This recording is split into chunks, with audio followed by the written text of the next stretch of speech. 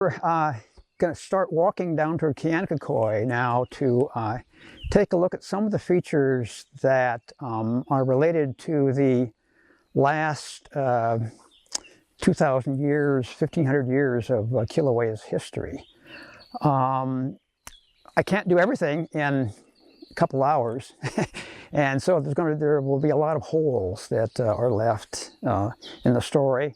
You can fill in some questions whenever you have them, but we'll try to do the best we can. Now, before we start walking, I wanted to kind of fill you in on where we are on the volcano. So I've got a little geologic map here that you can forget about the colors, but what I look at the dark lines on the map. And from that you can see these dark lines are faults that are related to the collapse of the caldera around 500, of the summit of the volcano around 500 years ago. And we are now just right here. And you can see that there are faults that are outboard of us, as well as the main fault system, which is inboard. That means that we are here within the caldera. So welcome to the caldera, folks.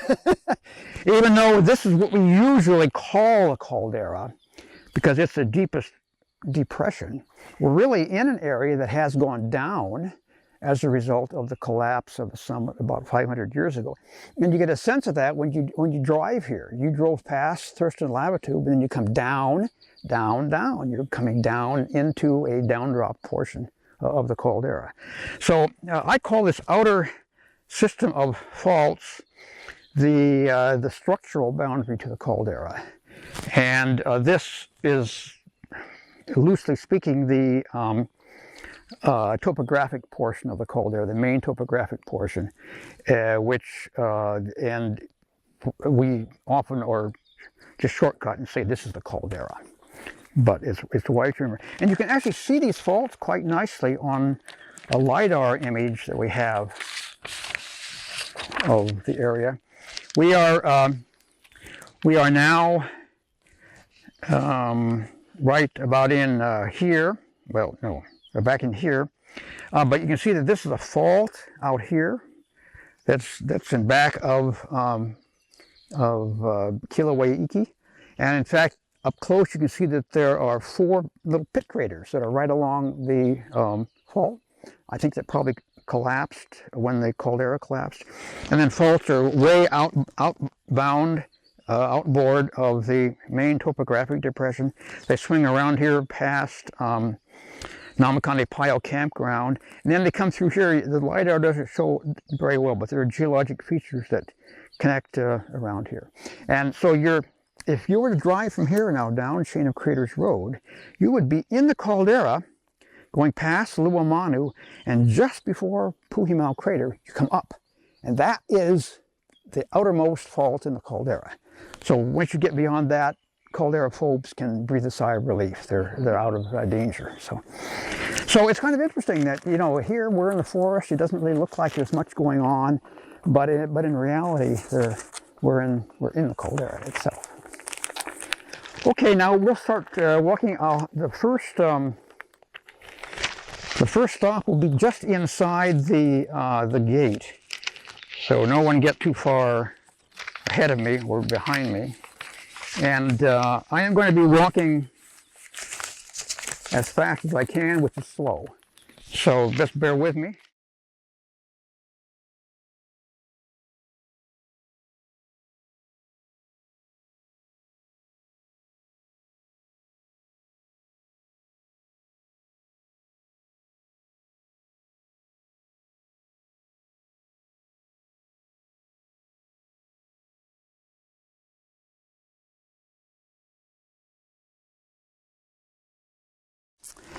Well, we're just starting down the Crater Rim Drive to Kianica Crater. This portion of the road, incidentally, has been closed since February, I think it was, of 2008, because as things were building up to the eruption that later created Overlook Crater and the lava lake, there was a lot of sulfur dioxide fume being given off. And the trade winds blew it across the road, so the park closed this section of the road. Anyway, I stopped here because this is a crack cutting the asphalt. This was a new crack that formed in 2018, and it's one of the farthest outboard faults from the active part of the caldera that formed. But it's a fault only in the road. The asphalt was very brittle compared to the substrate that it's built on, and so the asphalt broke during the earthquakes. And you'll see scores of cracks cutting the road from here out to Kianica Crater.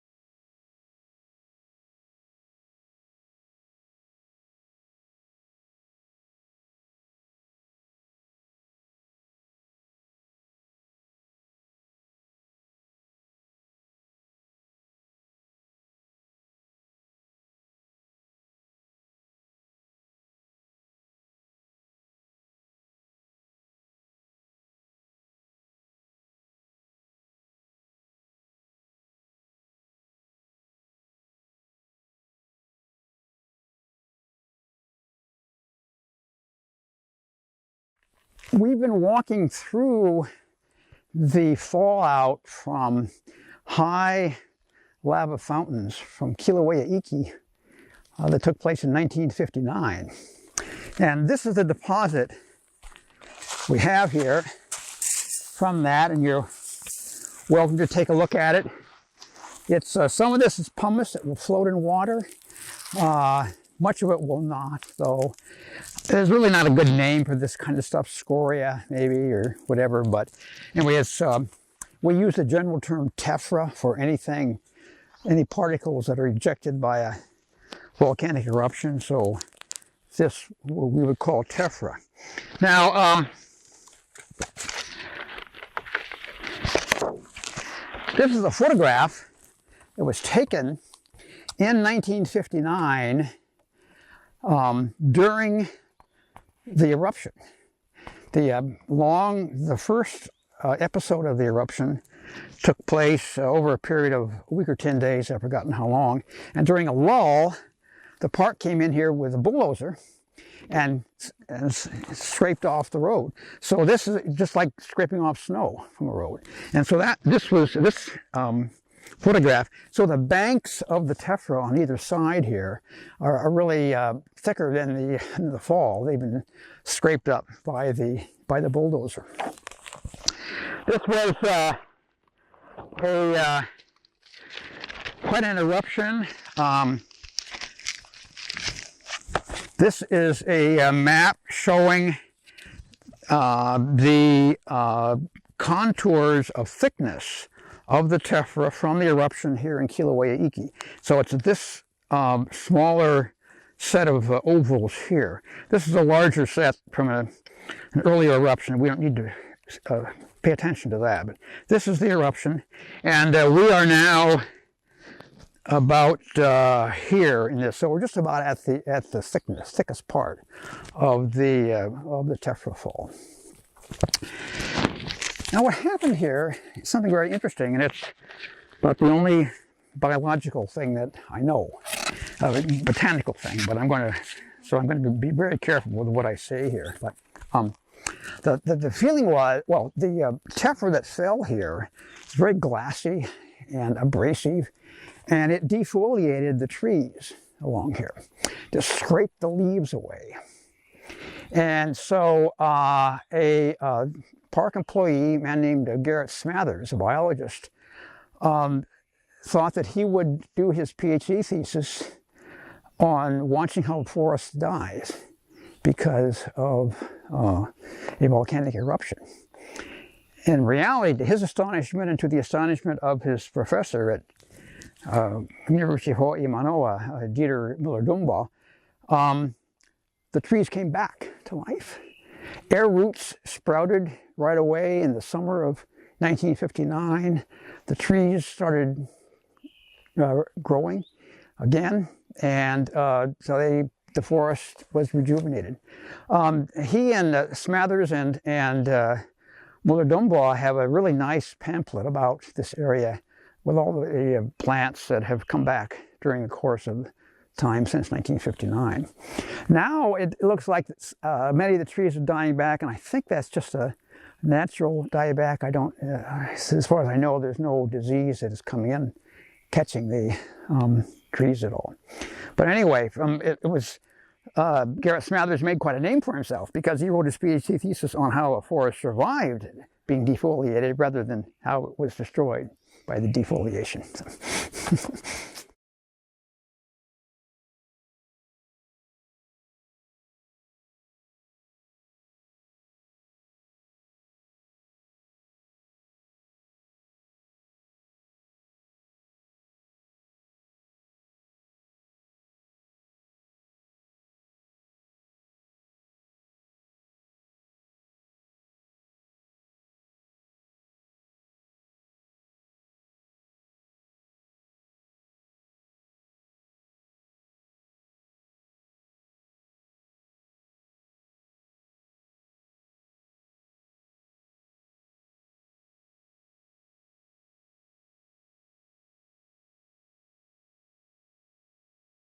We're continuing to go through the 1959 Tephra deposit, but as we go around the curve in the road here, you will see that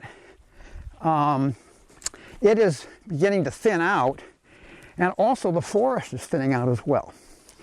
And you'll see that it'll open up quite dramatically. The reason for that, I think, is related to the volcano.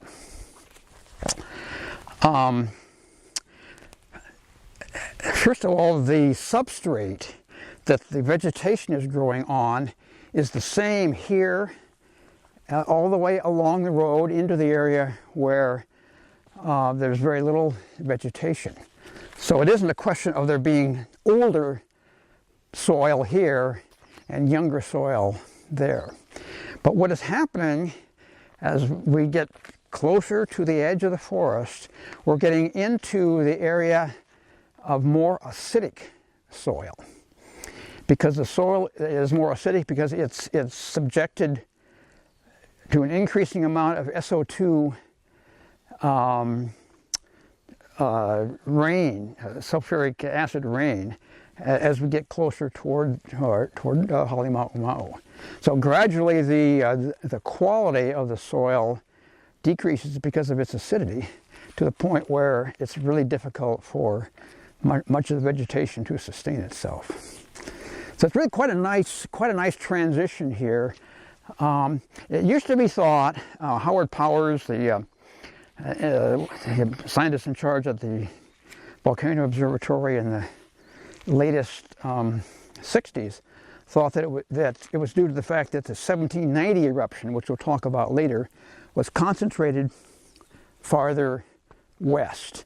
Well, that was a really good idea, I think, but it turns out to be incorrect because I've mapped the 1790 deposit, and which just extends across this entire area. So it really isn't the fact that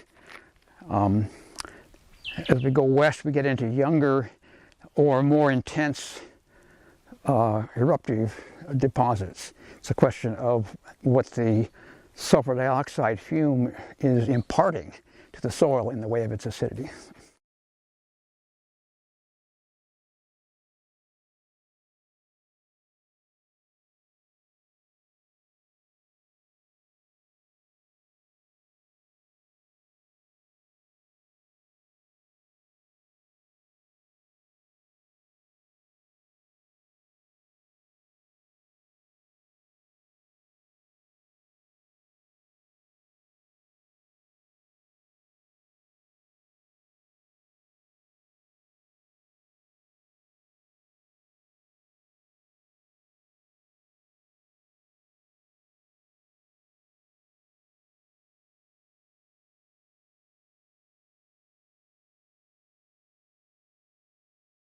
Well, we've now reached the largest crack that we can walk to today that cut across the road. But you see, you don't see a crack cutting, extending off the road. It's related to it's confined to the road itself. And so I think this is another example of where the crack in the road was not related to a fault, but was related to shaking of the road. But this one was very large, as you get the feeling here, and it was even larger over here where I'm standing now before it was repaired. And what I think happened is that there was a gully going across here, as you can see heading down here. There was a gully before the road was paved, and I think it was the fill in the gully that was that shook and collapsed and caused the crack to form. So this is another example of and sort of an engineered crack rather than a crack that's related to actual faulting. It's not a criticism of the engineers. Who could have foreseen that something like this would happen? But I think that's what did happen. Now, well, from as far as we can walk, we'll see just beyond us some larger cracks, and those are tectonic cracks. Those are cracks that are related to ground cracks that extend off of the road itself. But everything we've seen here, walking in, is related to just the more brittle nature of the asphalt as opposed to its substrate.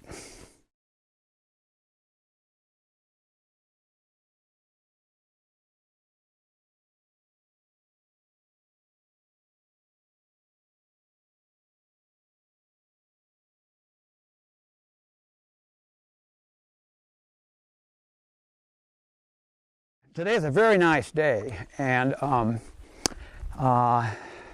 for those of you who haven't been here before, don't expect it when you come out here.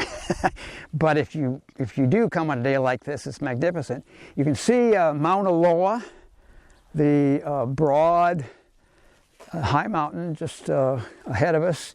And if you look off to the right, to the north, you can see Mauna Kea with the telescopes glittering in the sunlight. And so you see. Many people don't realize that this island has two volcanoes that are so high, much more than 13,000 feet high, of 4,000 meter peaks right before us here. It's really an unusual day. And then, of course, between us and Mauna Loa and Mauna Kea is the topographic caldera that we'll be looking down into briefly.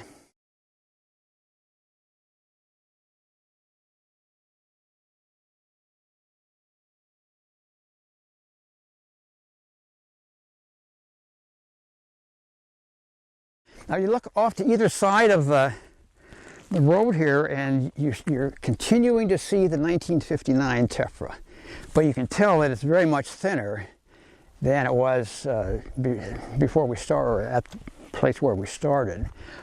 So then the question comes in, what is the Tephra hiding? What is below the 1959 Tephra? And there are two things that are below it.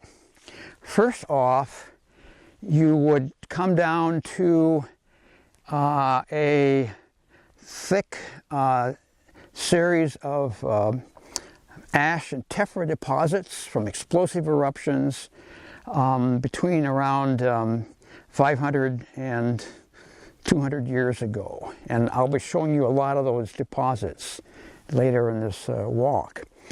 And they total a thickness over here of 3-4 meters, something like that. And then below them, you then get into lava flows. Lava flows that were erupted during the construction of the summit of Kilauea between about 1000 and 1400 CE, AD. And it's those lava flows that constructed what we call the observatory shield. And all the lava flows that you can see over here in the wall of the topographic caldera, almost all of them anyway, were erupted during this time between around 1,000 and 1,400 years. So here you have the 1959 tephra and the older tephra deposits obscure a really great thickness of lava flows that built a shield. The thickness of those flows totals something like 400, 500 meters, something on that order. So this makes it difficult for a geologist working here. If you're making a geologic map there, do you map what's at the surface, the 1959 tephra and the older tephra, or do you sort of see through that and try to map the lava flows underneath? And that's sort of a problem that we field geologists always face.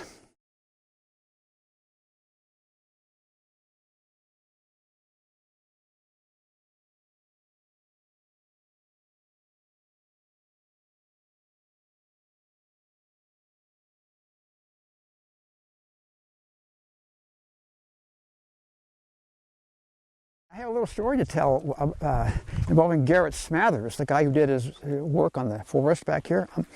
In 1969, I was up at the summit of Mauna Loa and found some grass growing right in front of the summit rest cabin.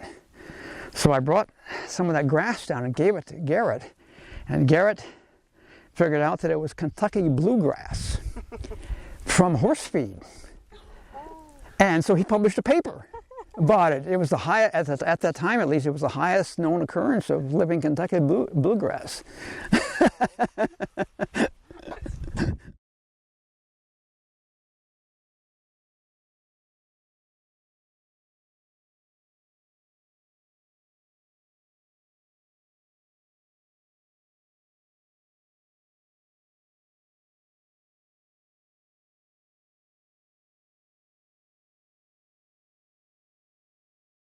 Okay, we're going to turn off the road now and walk out to a view spot here.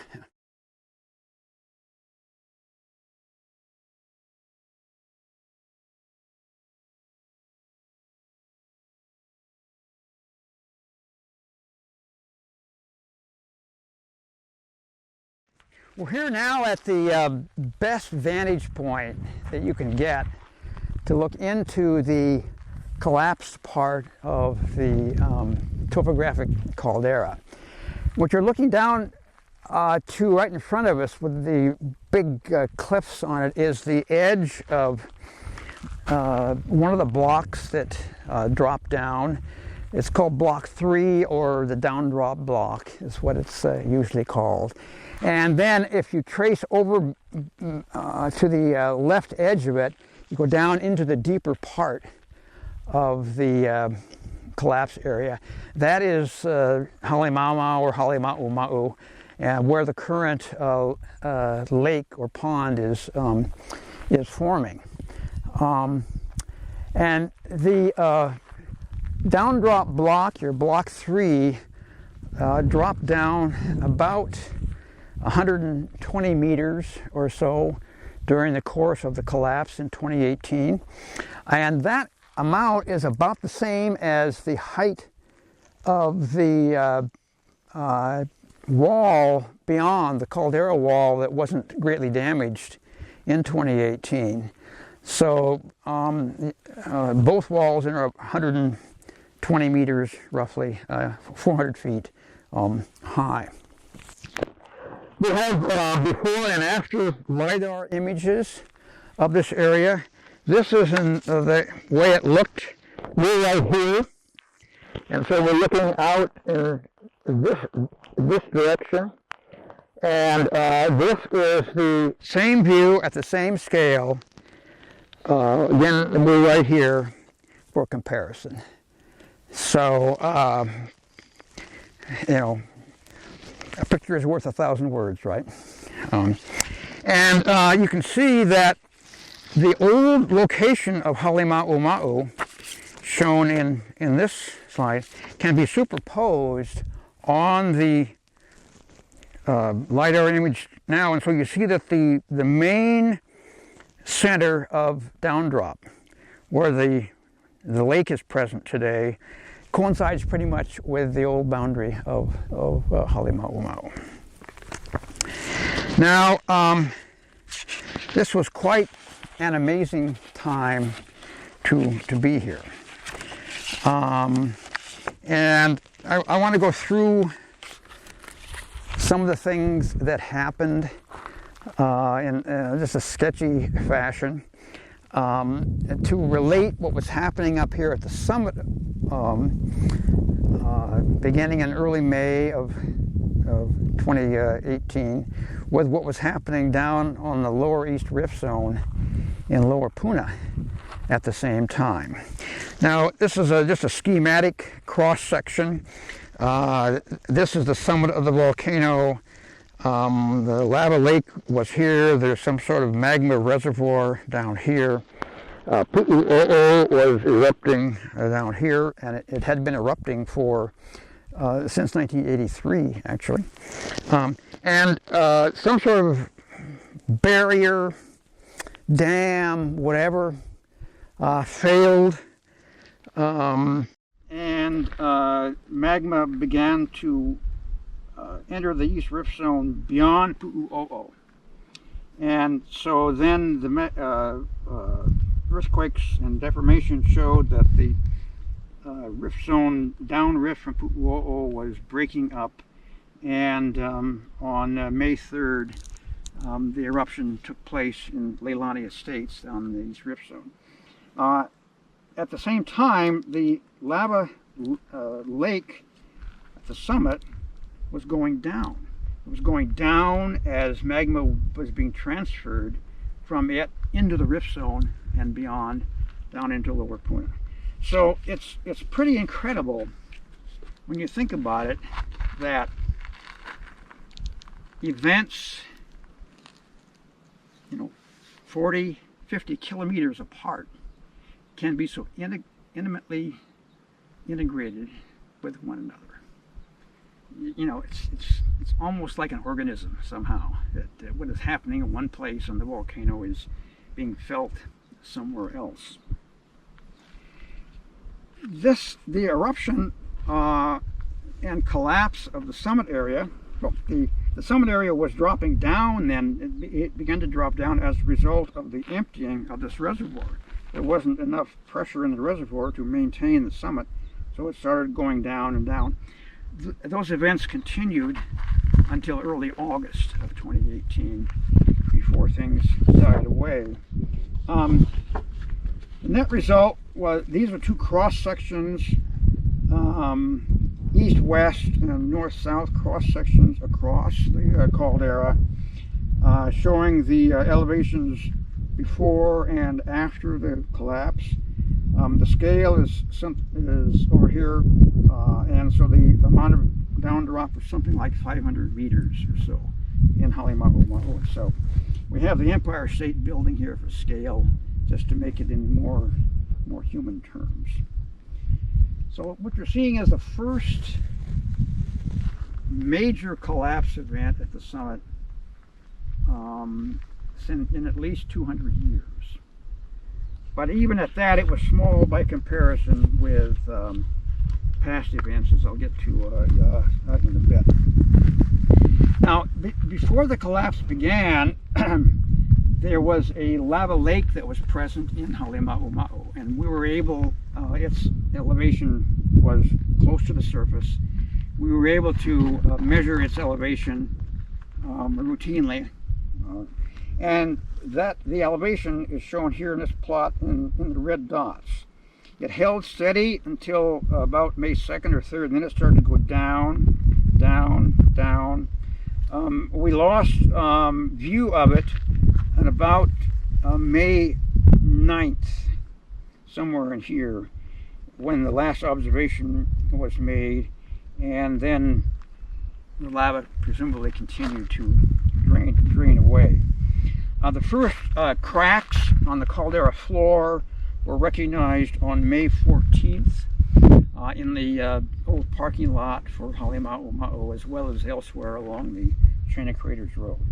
So Now, one thing that we were worried about at the time was that if the lava lake drains to below the water table, then would there be steam-driven explosions beginning? This was the story that was generally accepted for what happened in 1924, the most recent period of significant explosive activity, when there were explosions, more than 50 of them, over a 2.5-week period, each one thought to have been triggered by steam from groundwater as the lake level dropped down below the water table. The water table is the elevation below which rocks are saturated with water. So if you punch a hole through the water table, other things being equal, then water will pour into that hole. And that's what's thought that was happening in 1924. Well, we had explosions in 2018, but we don't believe the evidence favors the involvement of groundwater, steam. We think instead it's more likely that the propellant for the explosions was caused by gas that was coming off the magma, which was dropping down and lower, but it was still continuing to outgas, and gas was coming up, and then it would be pressurized now and then by rock falls or other things happening that I'll mention in a bit, and that it was then the pressurization of this magmatic gas coming out of the magma that drove the explosions, rather than groundwater coming into the system. Now, this is still a very open question. Needless to say, as a result, it's controversial as well. And we really need to understand this process a lot better to evaluate the kinds of things that can happen the next time that there is the potential for explosive eruptions at the summit. But right now, that's the way it looks. So, bottom line is that put all this thing in a synopsis. A barrier in the East Rift Zone broke. Magma was able to intrude beyond Pu'u'o'o and started the eruption down in Lower Puna. This magma was milking the summit reservoir, which was removing pressure then on the summit, which was collapsing and down dropped to as much as 500 meters during 3 months. So quite a remarkable series of events. Now, this plot that you'll have to see in close-up shows a couple of things that we learned by studying the collapse events as they were occurring in 2018. Let's look at only this upper plot here first. This is a plot that's derived from GPS measurements at a station called Calderas, which was located right out here on the floor of this downdrop block. And you can see that at the start of this plot, which is what June 26th until for about a month or so, a little longer than a month, there was the floor of the downdrop block, as measured by GPS, was going down. And that, of course, is consistent with the collapse of the summit area. But if you look in detail at this collapse, you will see that it occurs in increments. There would be a slight dropping down, and then boom, down it went, about 2.5 meters, 2.5 meters. And then it would slowly go down again for another 20 to 40 hours, and then boom, down it went. Each down drop was about 2.5 meters or so. It said something on the order of 8-9 feet. So, but all the GPS instrument receiver, which was sitting on a tripod on the floor, remained horizontal. It was continuing to get signals from the satellites just fine throughout this entire period. So it was like it was in an elevator, just going down, down, down. I would have given my eye teeth to have been there during one of those events, you know. It would have been really spectacular. You probably would have, you know, felt this emptiness in your stomach. But then, each one of these down drops was accompanied by an earthquake, mostly around a magnitude 5.3. Now, there were some questions about how you compute that magnitude for these earthquakes, but it's something on that order, 5.3. Now, let's take a look now at the lower plot. That's a plot of tilt, the change in the slope of the ground surface. It isn't going up and down, it's tilting. At Uikahuna Vault, which is just across the street from where the observatory, HVO, used to be, at the summit of Volcano. This scale is much more sensitive than a GPS scale. So we're looking in terms of microradians. A microradian is 1 part per million. If you put a penny under one end of a rigid kilometer-long bar, that bar is tilted 1 microradian. So we were seeing tilts of tens of microradians during that time. Now the interesting thing is that the tilting over on the west side of the caldera at the vault was going down, down, and then it would jump up, and then it would go down as the summit was subsiding, and then it would jump up, down, up. And these ups were related to the down drops out here in the caldera floor. So this was puzzling. Why is the tilt meter showing inflation at the time that the floor of the down drop block is going down 2.5 meters? What's going on? Well, modeling suggests that there is a reason for that, a rational reason for that, if you want to put it that way.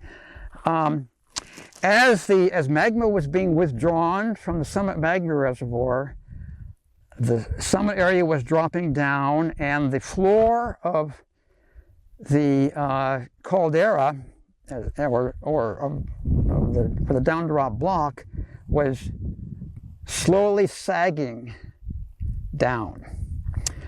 It wasn't faulting down. It was just developing a bow, and then eventually the reservoir was emptied to the point where the bow could no longer maintain itself, and it slipped. The fault slipped, and the floor went down.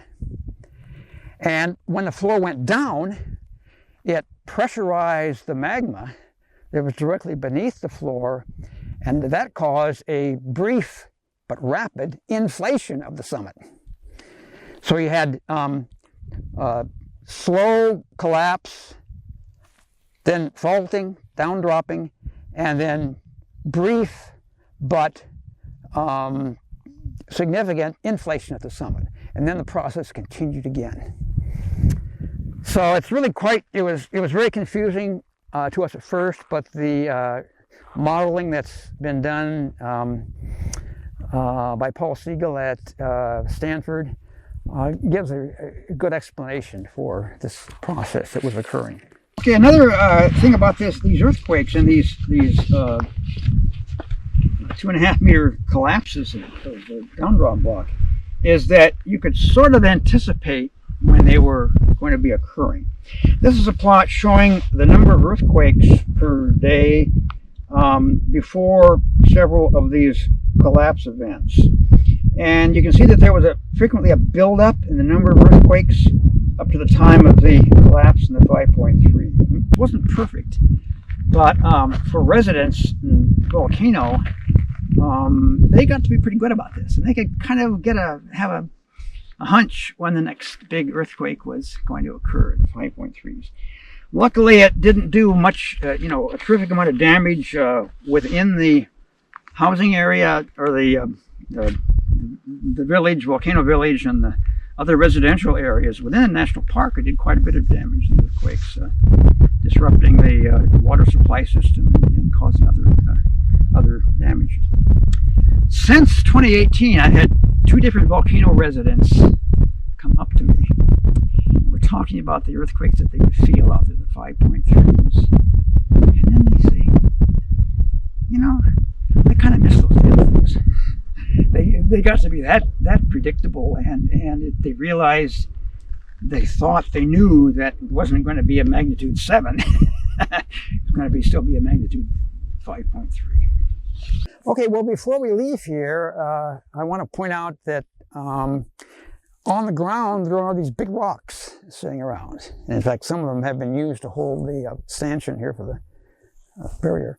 Those rocks were thrown out by eruptions in the late 1700s from the Halima'uma'u area. They are ballistic blocks. They're thrown here in cannon-like fashion. And I'll return to the, normally would have not been a good place to be when they were falling, but I think they might have archaeological significance that I'll mention when we talk about Kianica Crater at the end of the walk today. Okay?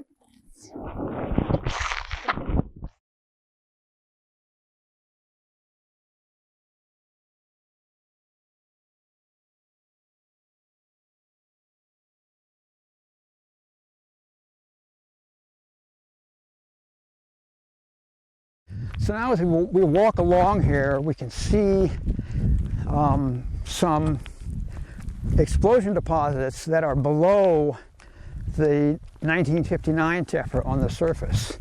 And there's a really nice exposure over here in the sun that we'll see more of this a little bit later, but this ledge here, this light color ledge that's just behind the reduced speed ahead sign, that is the footprints ash. And I'll talk more about that down here in a ways, but it's a famous ash deposit because there are human footprints embedded in it in places, hundreds, thousands of footprints.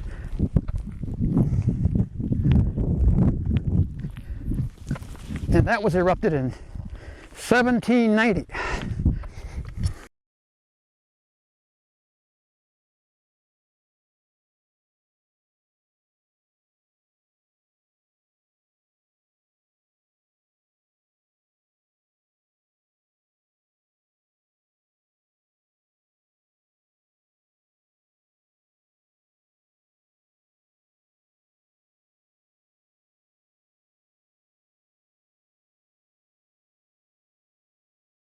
Okay, we're looking here at a feature called a spatter rampart, or maybe spatter ramparts for 2, that formed during low lava fountaining in July of 1974. And clearly the lava flow, or the spatter, crossed the road and had to be cleared off. Rampart is a military term. It's used for a linear raised feature, or the ramparts we watched. And it's been adopted by volcanologists to describe these linear ridges along fissures. The gully here is a fissure out of which lava erupted, and the spatter fell on either side of the fissure and built those 2 ramparts. Commonly, you will see that there's a rampart on only one side of the fissure. We don't see that here, but if you go to Mauna Ulu you will see rampart is only on one side of the fissure, and that's because fissures commonly cut across sloping ground. And so spatter that falls on the uphill side of the ground sticks, but if it falls on the downhill side, it falls onto lava that is flowing downslope from the fissure, and so it's carried away. So you only have one side of the rampart preserved. But here, this was pretty flat ground, and the ramparts are on both sides of the fissure. Sometimes people here can look in the gullies and find Pele's hair. The hair was erupted during the lava lake activity in Halemaumau, mainly in 2013 to 2018, mainly 2014 to 2018. But I think the hair is getting kind of picked or blown away now, and you may or may not be able to see it here. Now, Kianica Crater is across the road. We're going to hit that. That'll be our last stop on the way back. But we'll bypass it for now, and we'll go down here to take another look into the caldera.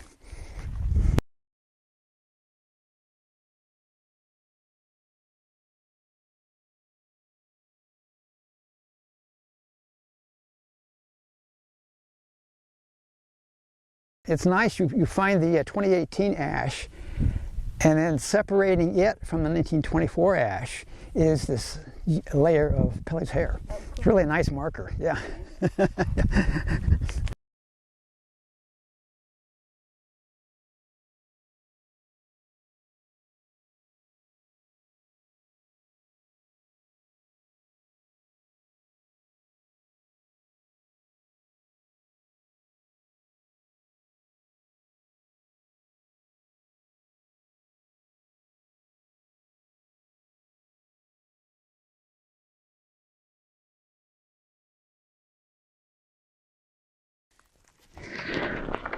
Well, this is as close as we can get to the caldera floor.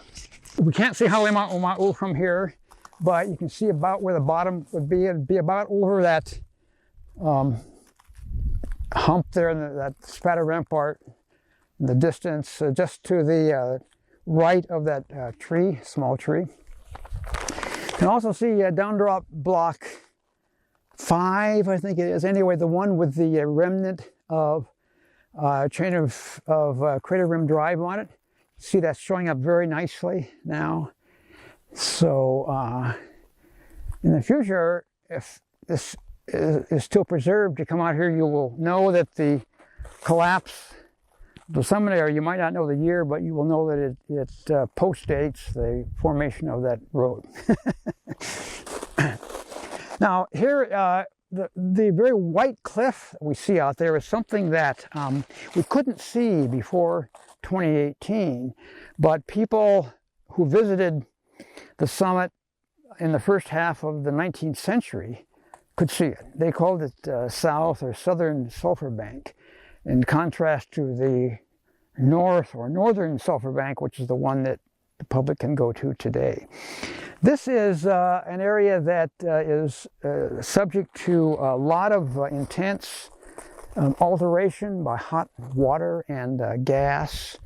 And I think once it is sampled and looked at geochemically, it will be make a very interesting comparison to the North Sulfur Bank, because this could be different. We're right on at the point about where the East Rift connector, the East Rift zone, leaves the summit area, heads down past Kianica Crater and on the rift zone itself.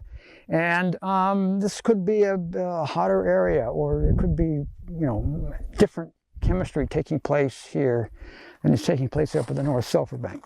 I don't think it's been sampled yet. It's kind of a difficult place to get to, I guess, but it would be something that would be well worth doing. Now, if you look on the far side of the wall facing us, the far side of the caldera, you see a couple of gullies that are in shade.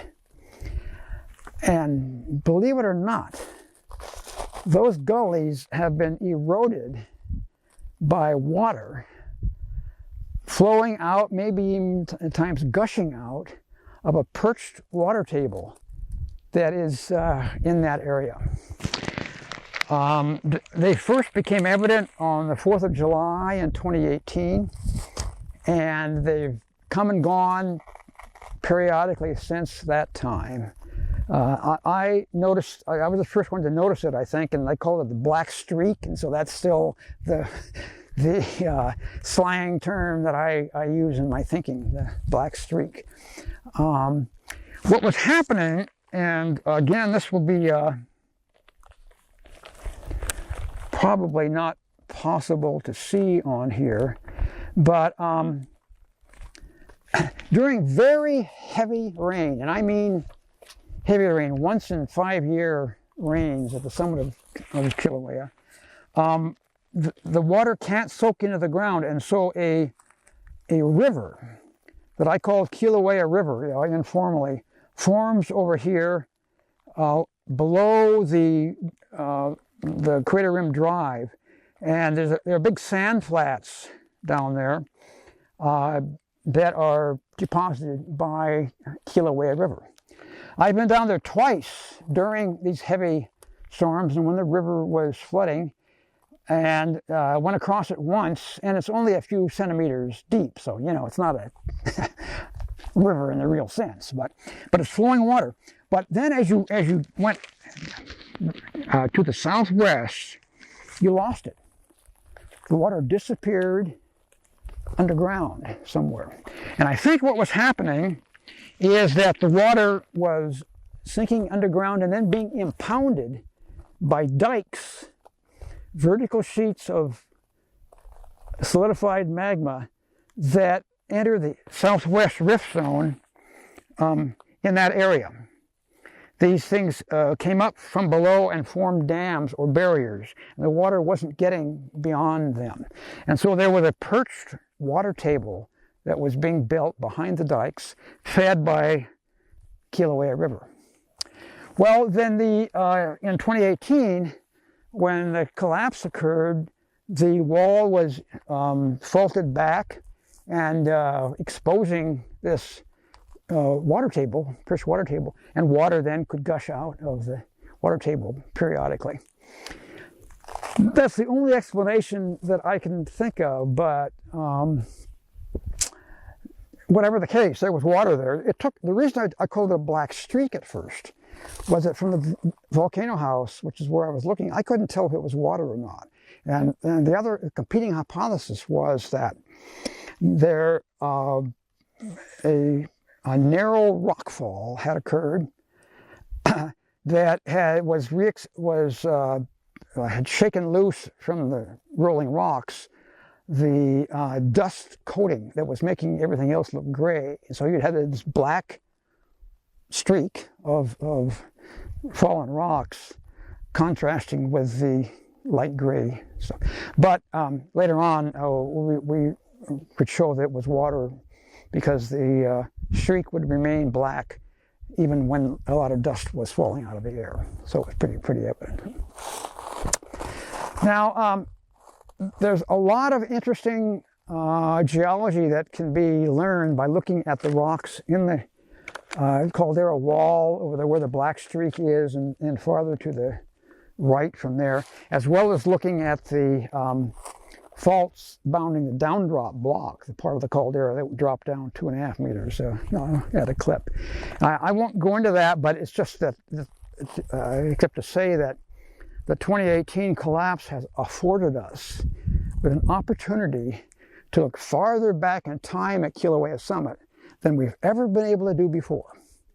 We'll be able to eventually look not only at rocks that partly filled the caldera during the 19th century, but we'll be able to look at rocks that are older than probably 2,200 years in the caldera wall. We've never had an opportunity to do that before. So there's a wonderful research effort that will be undertaken to investigate these.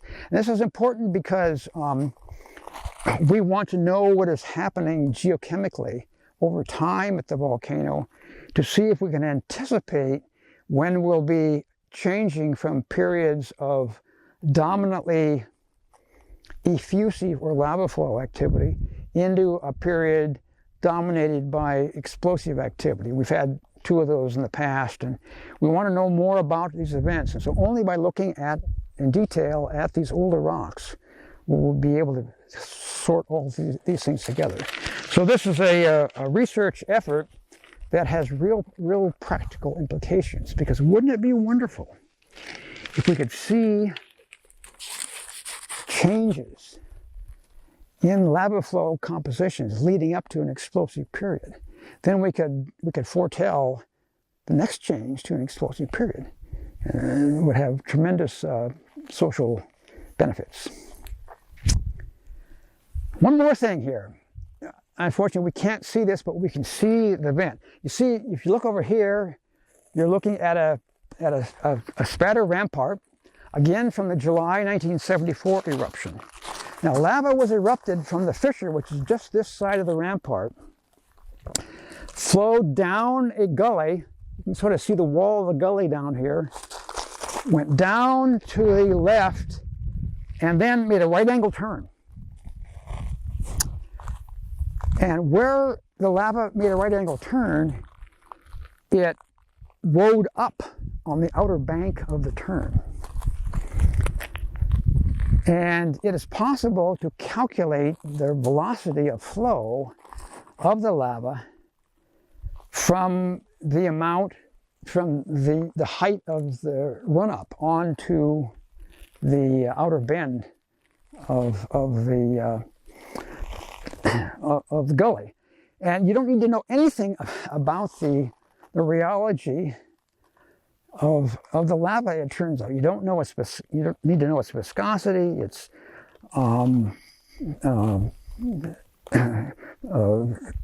crystal content, its temperature, its gas content.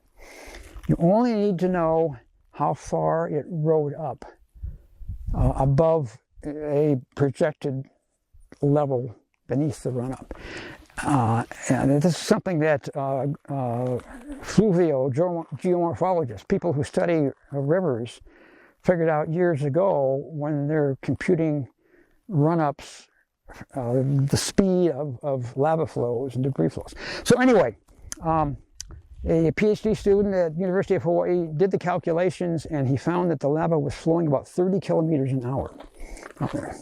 Now that's faster than Usain Bolt could run at his prime, believe me, for very long anyway. So we thought this was really wonderful. It is. But then in 2018, when lava was erupting from Fissure 8 in Lower Puna, we found that there were sustained velocities that were 5-6 kilometers per hour faster, 35, 36 kilometers per hour. So those observations combined with this one shed a new light, in my way of thinking, on the hazards presented by lava flows. You can't always assume that they're going to be trundling along at a manageable pace, but there can be and have been situations where the velocity could far exceed the rate at which a person could move out of the way.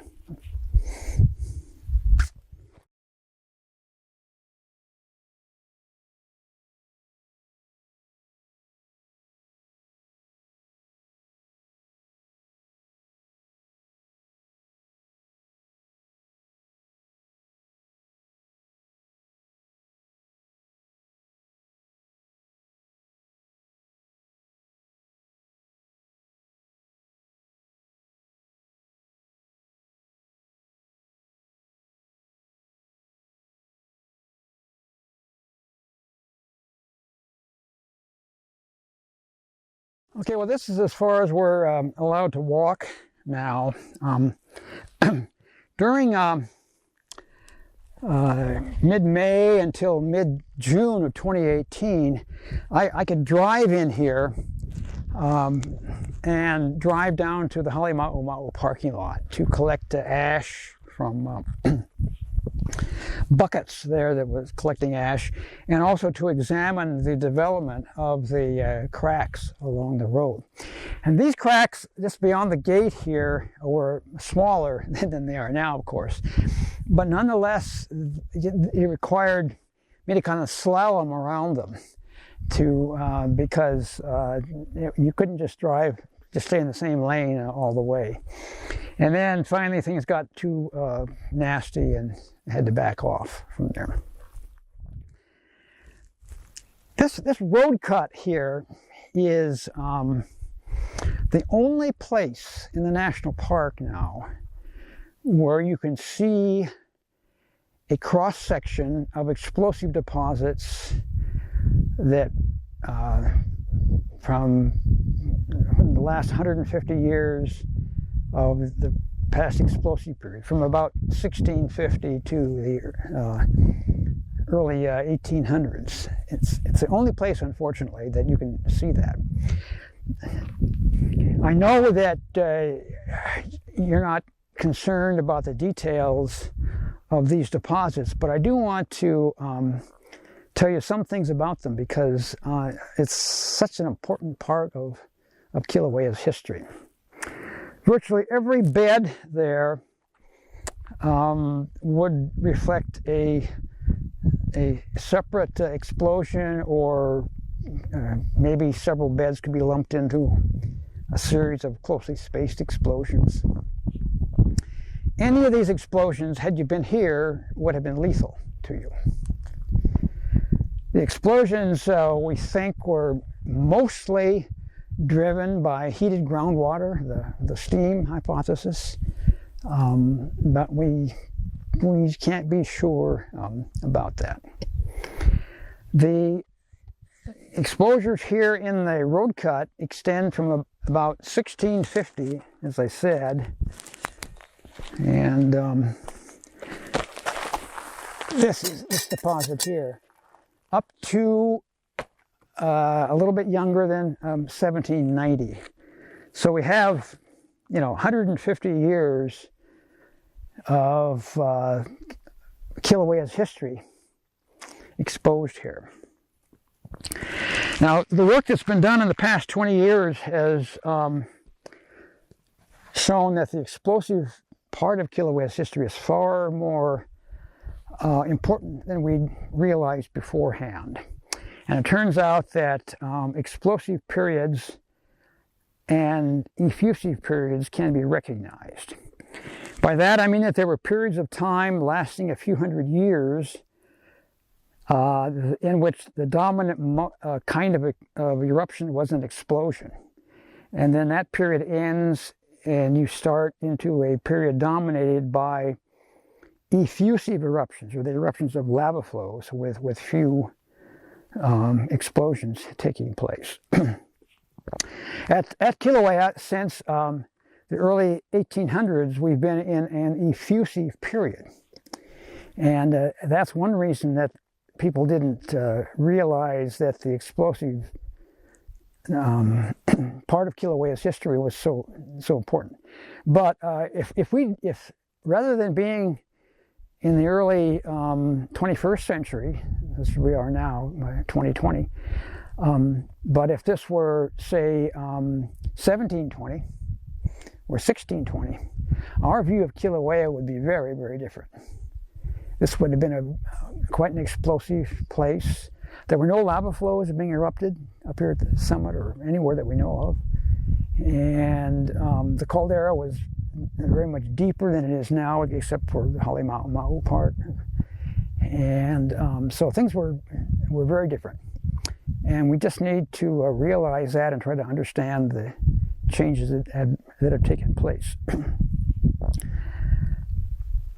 Now, I've done a lot of work trying to correlate Hawaiian chants and oral traditions with the eruptions. And we can't see the earliest explosive deposits, which I think the chants describe quite nicely.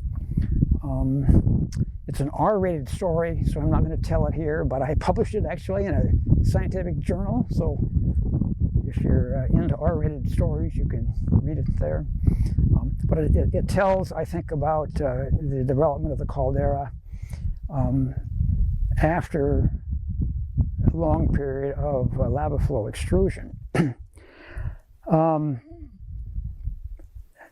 There were 150 years, the caldera formed about 500 years ago, and then 150 years of explosive deposits, the oldest one of which we can see here is this one.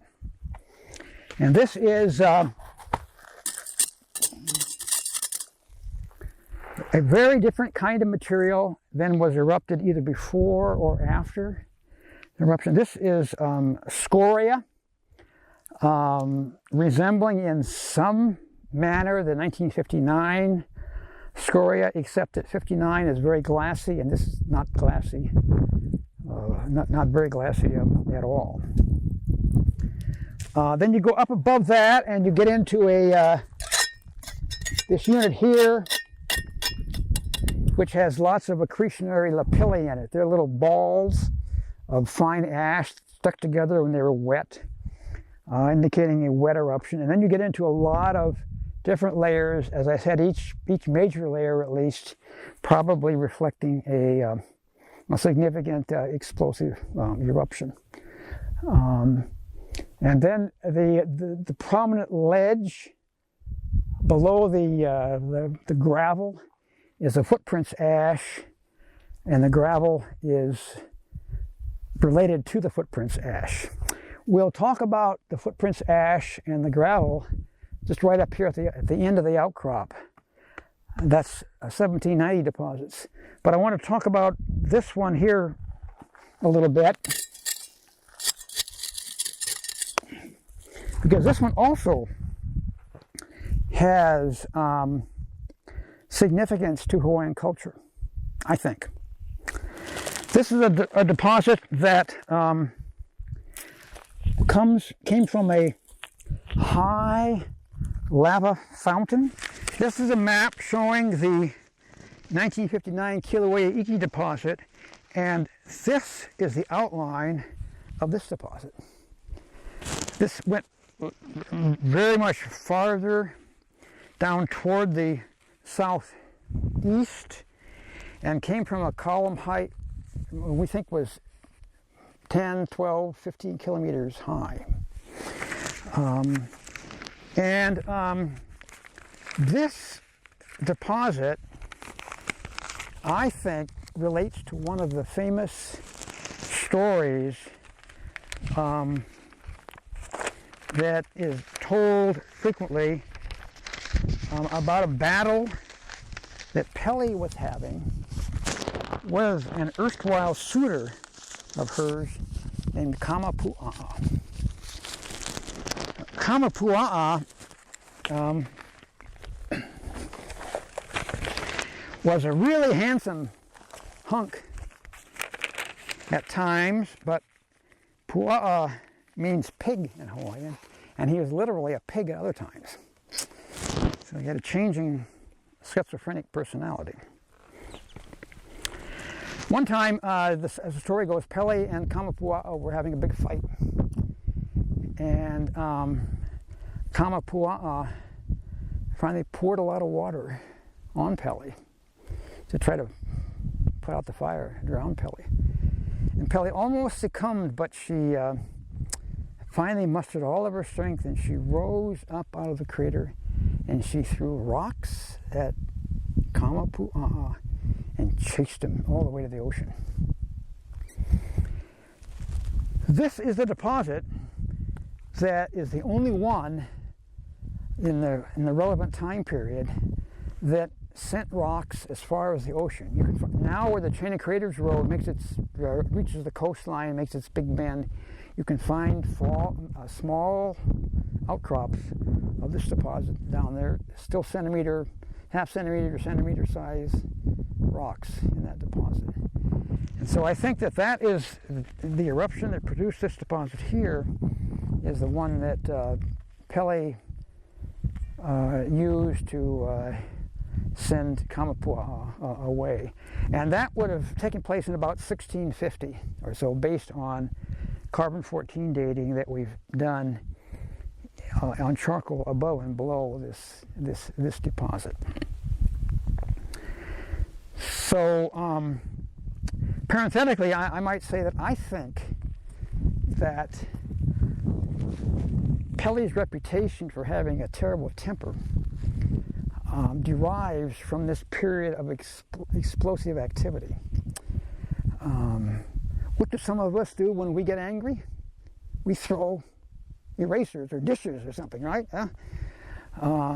Pelly was angry, I think, and that reflects a temper that I don't think is reflected by the slow effusion of pahoehoe, of lava flows. So I think it was this period of time from about 1500 to the early 1800s that really gave Pelly her reputation. And probably the first part of that was the most important in deriving Pelly's personality. Now, and so then after 1650, just as before, there were lots of repeating explosions until we get up to the most famous one of all, and that's 1790. And we'll go take a look at that next.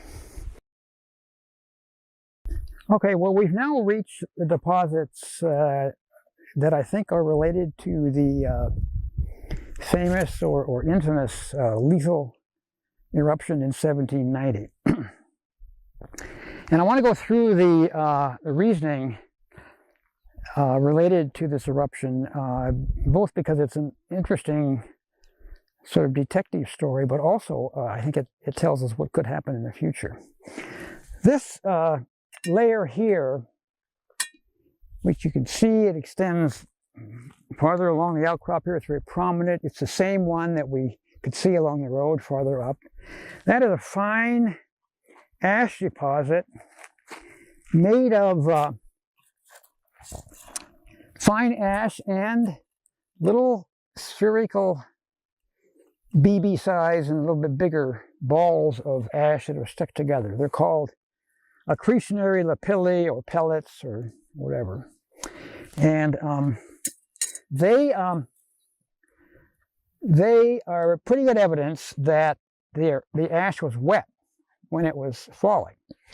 Whether it was wet because it was erupted wet, or whether it got wet in the air as it fell through rain, is always the big question. But it was wet when it landed.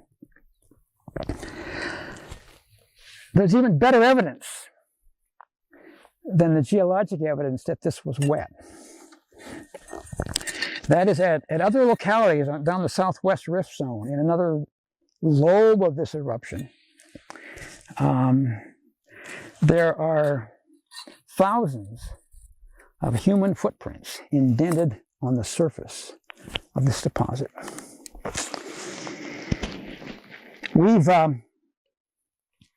tried to figure out something about the people who made the footprints. So we've measured the size of almost 500 footprints. The footprints have to be well preserved to do this, but we were able to find almost 500 footprints. And what you do is to measure the length of the footprint, and these were all, of course, barefooted people. You measure the length of the footprint from the back of the heel to the tip of the big toe.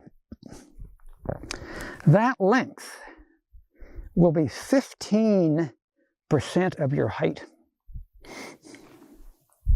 Measure your feet tonight and try it. Check it out. There's very little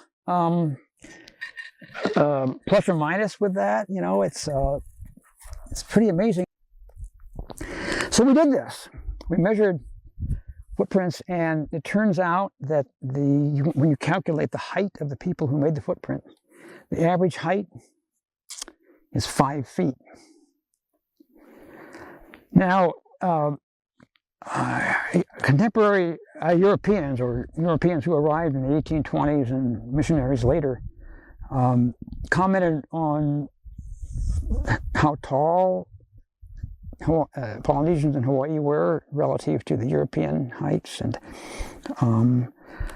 A very famous missionary, Titus Coyan, estimated that the height of human warriors averaged 5'10", and male skeletal remains over in Kona have been pre-European contact remains have been found at average about 5'8" or so. So when we calculate a height of 5 feet, those are women. Most of the footprints were made by women. Occasionally you can see just tiny little footprints. There's one place that I know of where there was a woman's footprint, and right alongside there's a little child's footprint. It's as if she got tired of carrying the kid and plunked him down on in the ash. There are taller people, of course, men involved, and the ratio of men to women is something on the order of 1 to 4, 4.5, something in that order. It's sort of family grouping size. But anyway, so the footprints, people were walking on this wet ash, mostly women, some men, for 20 kilometers down the rift zone from the summit area here. It must have been kind of horrifying walking on this wet, slippery, and the air was probably still chock full of fine ash and so forth. Now, what also occurred around the summit, not where most of the footprints are, is that the eruption of this material up here took place. And the footprints ash was still so wet and soupy that rocks from this eruption plunked into and sunk into the footprints ash.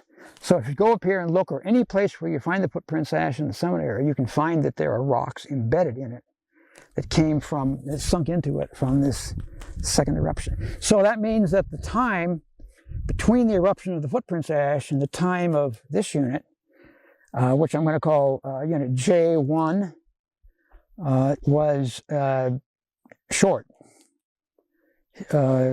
Minutes to a few hours, probably.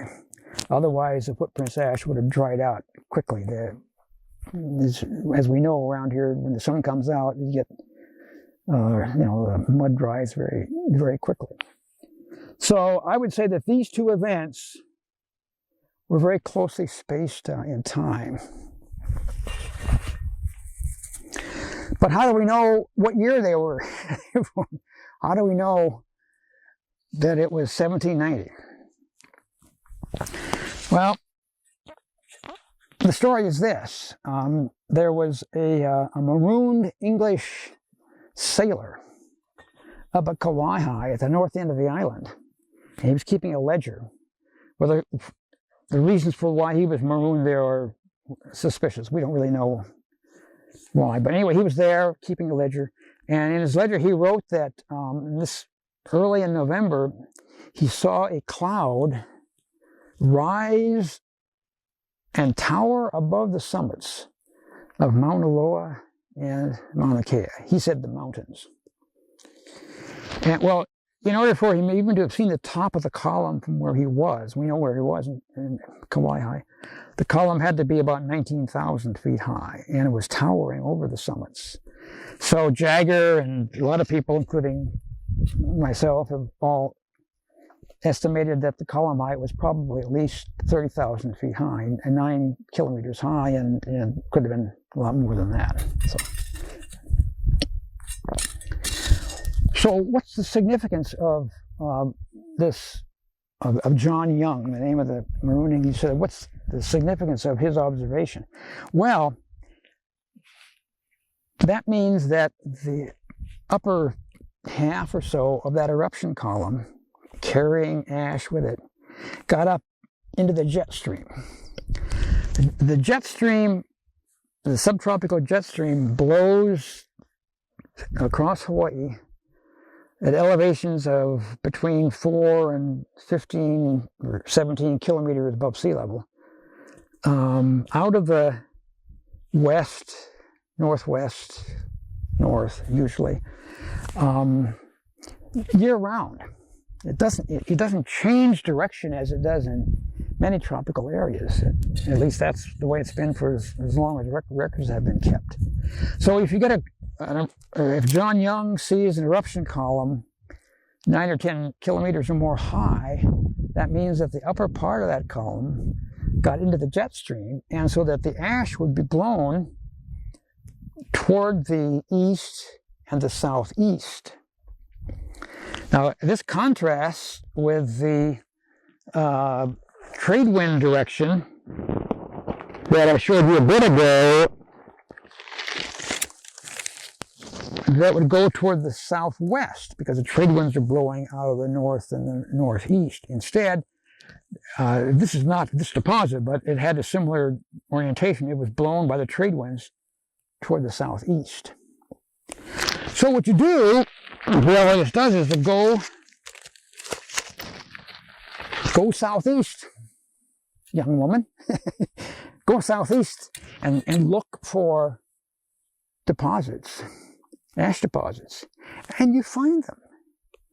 There are ash deposits interbedded in soils and usually bioturbated into the soils, and so it's kind of a mess. But you find rocky material in this organic soil down there, and then you start walking back toward the summit area, digging pits along the way and examining.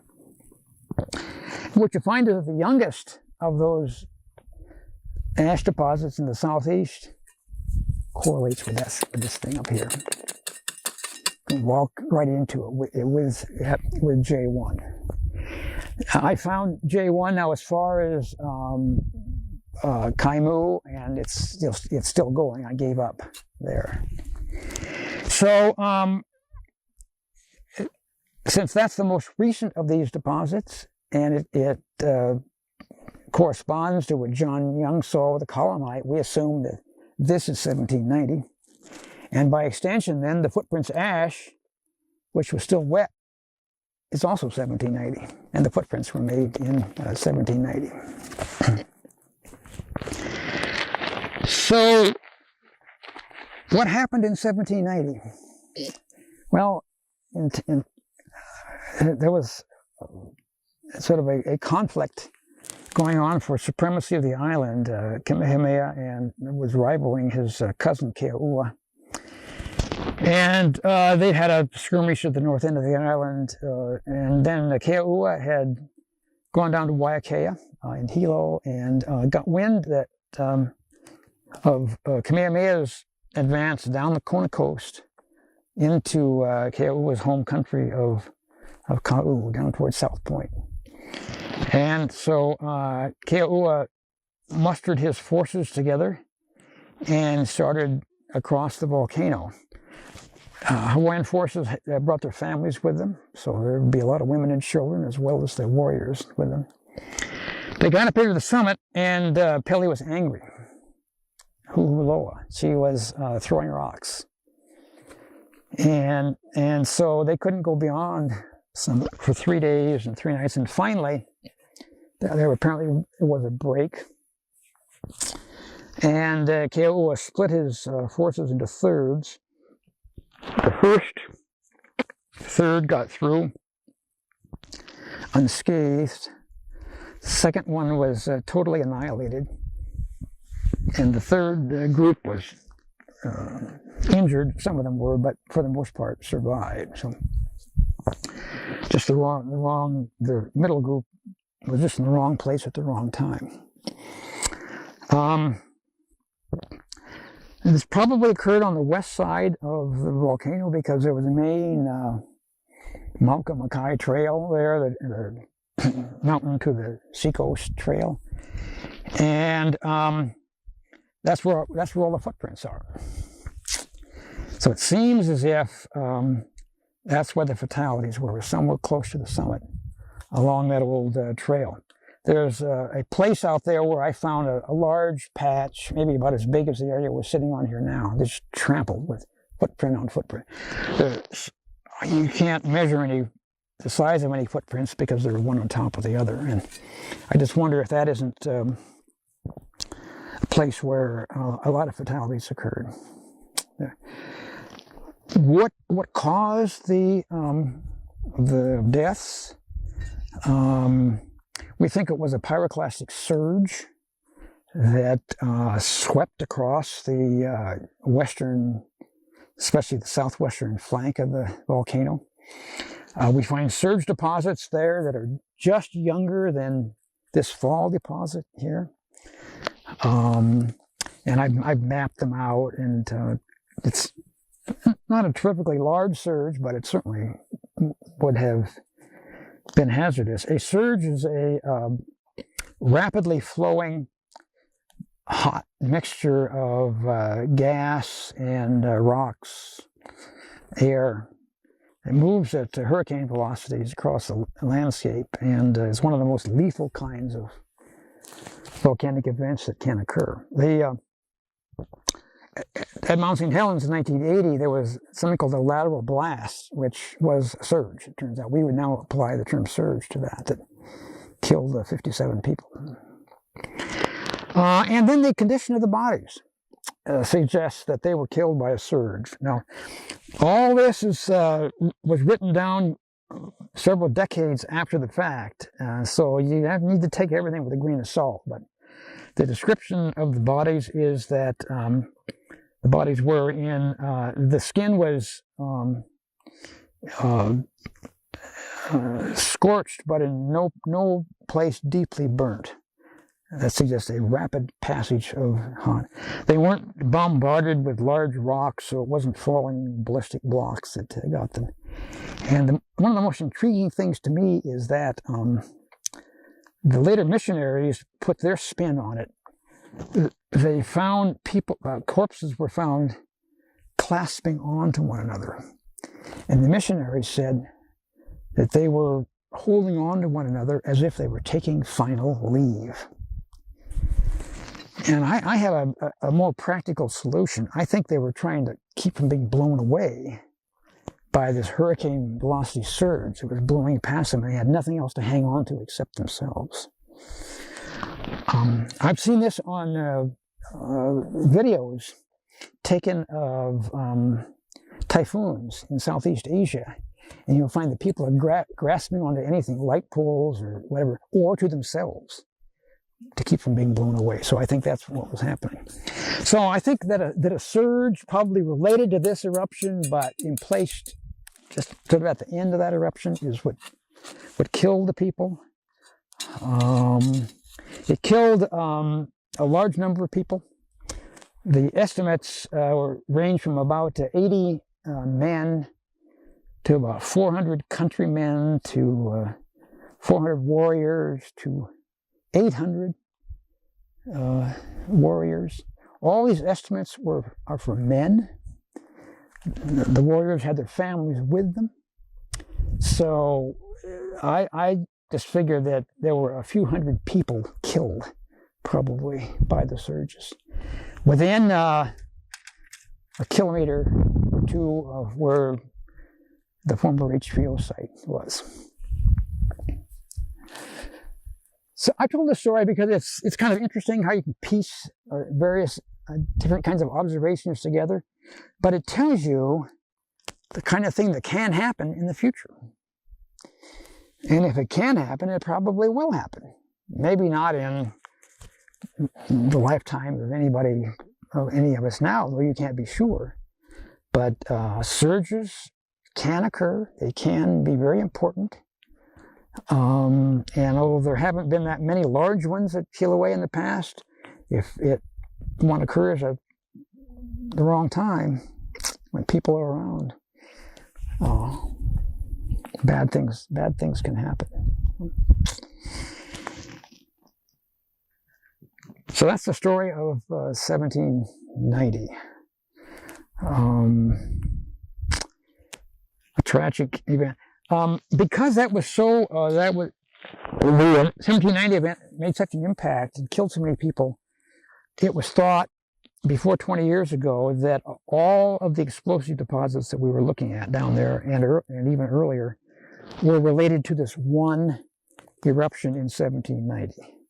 And so you'll see a lot of older papers, including a geologic map of the summit area here, that refers to this as 1790 deposit. And It's an important part of the deposit, but as you can see, it's only a fraction of the total deposit. It was probably the largest eruption that occurred, but it's not necessarily the most dangerous. If people had been around during the earlier eruptions, they could have suffered as well.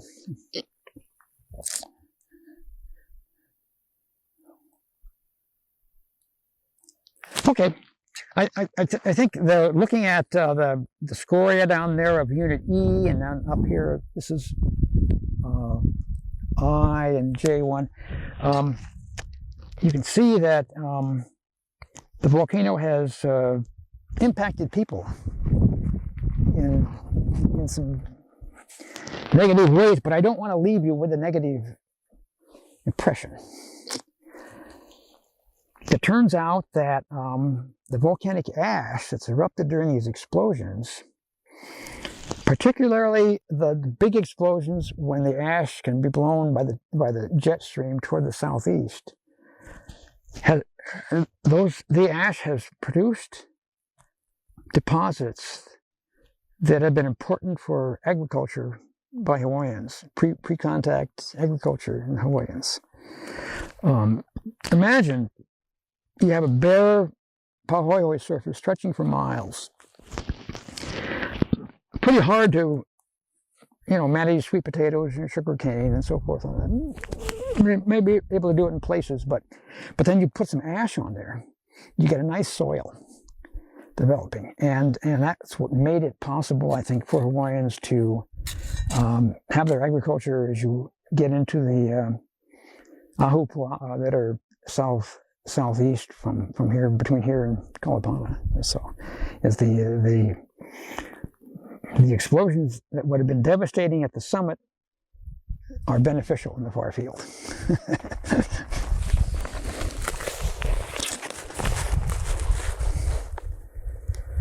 Okay, you guys have any questions now?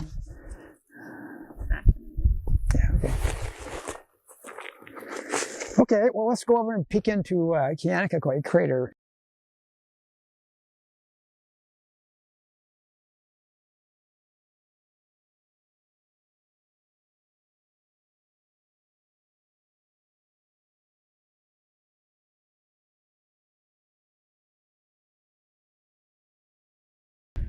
This is Kianica Crater. That means the cave or the place of adze. The cave place, ko'i is adze. This pit crater formed probably after the caldera formed, but we don't know how long afterward. Maybe contemporaneous with the caldera, the collapse. Kilauea, the double craters there, may be similar in age. We just don't know. It's hard to date a hole. Hard to date a hole. The crater has its name because there are stone tools that were purportedly made from a fine-grained rock in Kianica, cave of the adze. Now,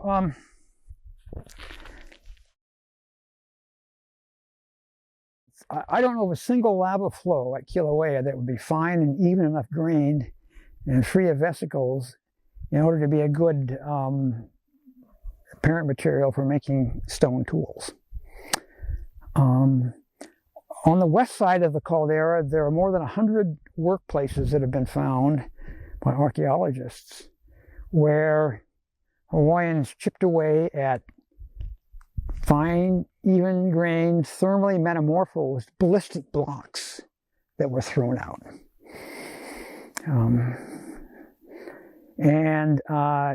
They didn't use lava flows at all. It was these ballistic blocks that had been thermally metamorphosed for their tools.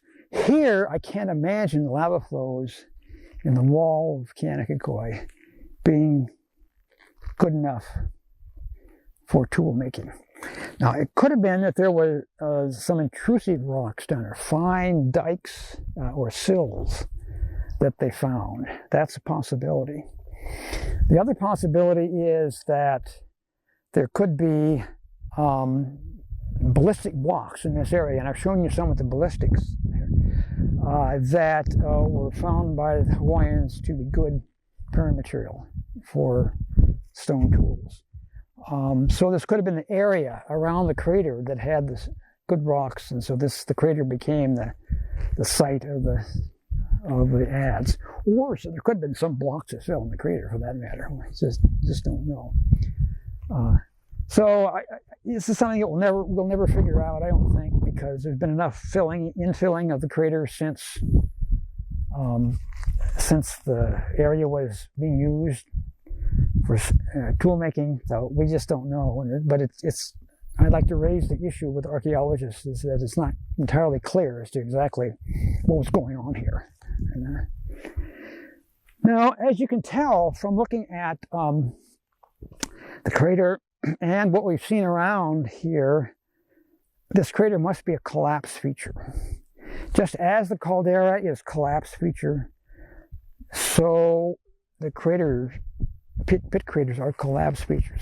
The alternative is that these features were formed by explosions. Now, there are explosion calderas, and one of the best known ones is Crater Lake in southern Oregon, where the material that was erupted from the caldera has about the same volume as the caldera itself. And so this suggests that the caldera formed because of the material that was exploded from. But around here in Hawaii, you just don't have evidence of explosive activity around calderas and craters. You would expect a raised rim of explosion debris around the caldera or around the craters, and you don't see that. So that's the evidence that these are collapse features. It's not entirely clear what these features collapse into, but I subscribe to the old view that they collapse into evacuated magma reservoirs, just like Halema'uma'u collapsed into the partly evacuated summit reservoir. But there are other hypotheses as well. So this is the last eruption that occurred in here. Most recent was in July of 1974. That's the same date for the spatter rampart that we looked at. In fact, the eruption sort of began here and then migrated into the caldera, as well as migrating down the East Rift Connector down to Luamanu, into that area. So it's quite an interesting eruption.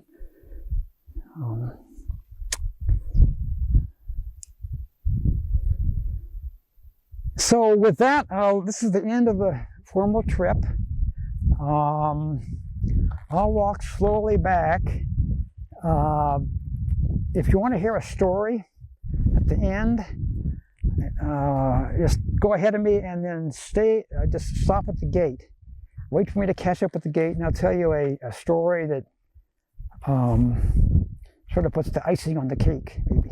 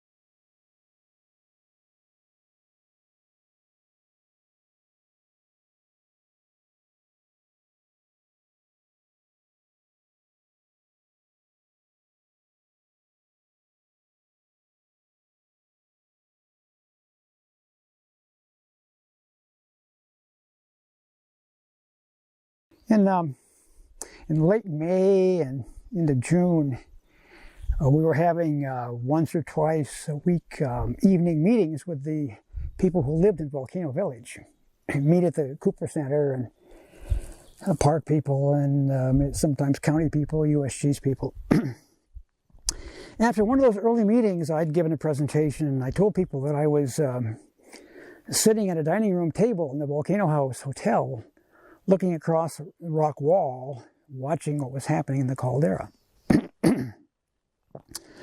So after the meeting, a Hawaiian woman came up to me. I didn't know her, and she asked me, Don, could you do me a favor? And I said, well, yeah, what is it? So could you put this koa, false leaf, on top of the stone wall in front of the dining room for me? She had collected it from in front of KMC, and I guess had pressed it, and they say, and I said, sure, I'll do that. So she gave me this koa thing. Well, the next morning I arrived at the dining room and had forgotten about it, and then I'm sitting there, and then I remembered. So I went back to the car and got the false leaf, and I put it on the rock wall, put a couple of small pebbles on top of it to keep the wind from blowing away. I took 2 or 3 steps back toward the stairway that went into the dining room, and we had one of those 5.3 earthquakes. I mean, it was strong. I grabbed onto the railing of the stairs and, really shaking like mad. Well, so after the next meeting, this woman came up to me and said, Don, did you put out the koa thing for me? And I said, yes. And then I explained to her what happened. And she said, I have chicken skin. I have chicken skin from this. And then after the third meeting, she came up to me and said that she'd told some of her friends that story, and they got chicken skin too. To me, this really illustrates the importance of how pele can be important to some people, to some Hawaiians, that the offering was for pele, and pele was responding by the earthquake. And to me, that kind of illustrates in a microcosm how important the volcano is to a certain segment, probably a fairly large segment of Hawaiian culture today. So that's my story. I think it's kind of a nice one.